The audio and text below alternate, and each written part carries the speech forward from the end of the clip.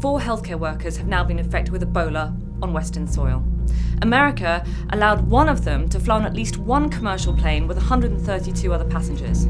So this killer virus with no cure is now on the loose in Western commuter hubs. We are one more infected flight away from a global pandemic on a scale foretold by Kate Winslet in Contagion. Your computer may already be infected. You should definitely panic. Piers Morgan shouted as much from the Daily Mail. If techs and nurses are catching it, Ebola must be much more contagious than they are telling us. What else aren't they telling us, he demanded. On YouTube, Ebola, What You're Not Being Told, has had around 2 million views. Posted by Storm Clouds Are Gathering, makers of such hits as The Road to World War III and How to Overcome Fear When You're Facing Real Danger, it tells us that we've been lied to by mainstream media and public figures. A voice levels with us. A little-known 2012 study of monkeys and pigs holds a terrifying truth that the World Health Organization doesn't want you to know. We're all going to die. Ebola is airborne. The thing is, it's not.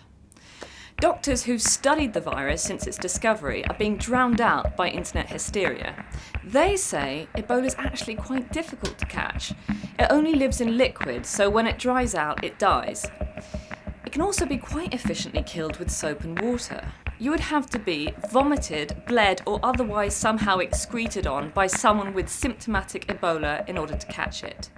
In Texas, Nina Pham thinks she was infected with the virus when she took off her protective gear.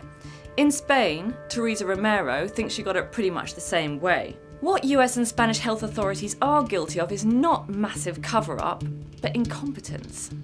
A Spanish intensive care expert spoke to El Mundo newspaper the day before he was meant to be treating someone with Ebola.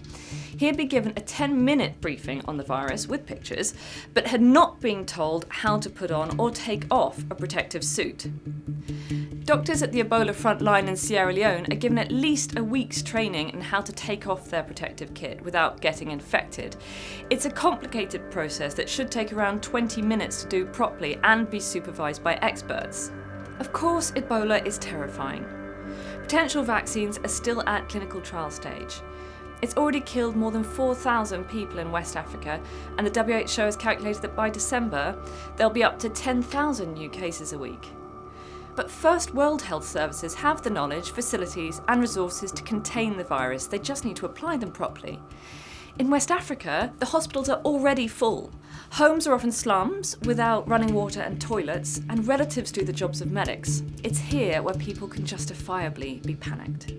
Ebola first emerged in 1976 near the Ebola River in what is now the Democratic Republic of Congo.